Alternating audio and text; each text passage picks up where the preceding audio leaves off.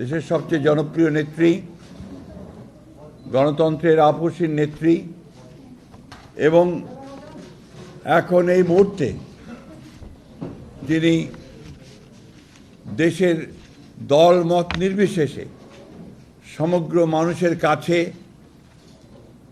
যিনি একজন অভিভাবক হিসেবে পরিচিত এবং যাদের অসুস্থতার কারণে সারা দেশের মানুষ, প্রতিটি মানুষ তার জন্য দোয়া করছেন, তার রোগ মুক্তির জন্যে। আপনারা সবাই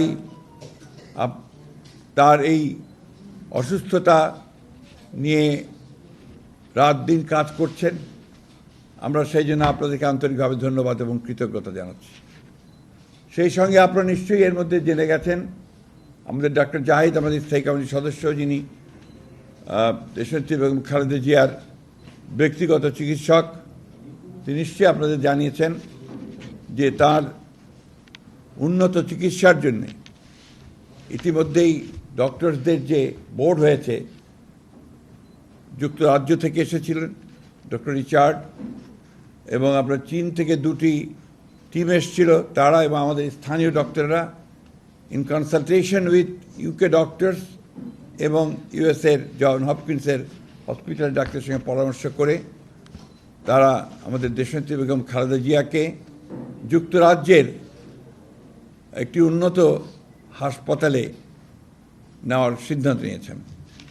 এতে আমাদের দলের ভারপ্রাপ্ত চেয়ারম্যান জনাব তারেক রহমান সাহেবও স্বীকৃতি জানিয়েছেন এবং তার চিকিৎসাও স্বীকৃতি জানিয়েছেন।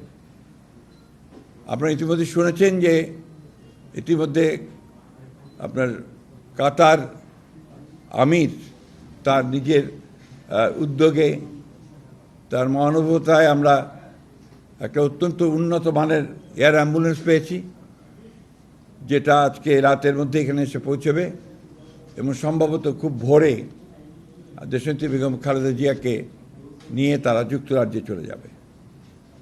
আনুষঙ্গিক যে সমস্ত কাজগুলো দরকার সেই কাজগুলো আমরা সেরে ফেলেছি এবং এখান থেকে আপনারা এর মধ্যে শুনেছেন যে কারা কারা যাচ্ছেন, তার সঙ্গে একটি চিকিৎসক দল যাচ্ছেন। আর এই এয়ার অ্যাম্বুলেন্সটি অত্যন্ত আধুনিক একটা এয়ার অ্যাম্বুলেন্স, এর মধ্যে অপারেশন থিয়েটার থেকে শুরু করে সব ব্যবস্থাই রয়েছে। সুতরাং আমরা পরম করুণাময় আল্লাহ তাআলার কাছে এই দোয়া চাচ্ছি যে আল্লাহ তাআলা তাকে যেন সুস্থভাবে নিয়ে যান, নিরাপদভাবে নিয়ে যান এবং সুস্থভাবে আমাদের মাঝে আমরা যেন তাকে ফিরে পেতে পারি।